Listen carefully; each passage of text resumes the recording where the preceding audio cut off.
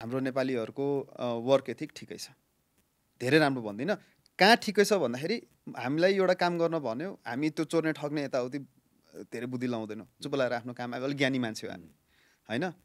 जहाँ क्रिएटिभिटी लाग्छ, अब प्रडक्टको कुरा आउँदा त्यो सक्सेस प्रडक्ट्समा किन ट्रान्सलेट भएन भन्दाखेरि जहाँ क्रिएटिभिटी चाहिन्छ नि त्यहाँ चाहिँ हामी फेल हुन्छौँ। जहाँ तपाईँलाई ओपन बुक दिइन्छ, ओपन पेपर दिइन्छ, अनि केही लेख भनेर भनिन्छ नि, त्यहाँ हामी फेल हुन्छौँ। ओरिजिनल प्रडक्ट्स नेपालबाट बन्नलाई त त्यो केपेबिलिटी हामीले बिल्ड गर्नु पर्यो।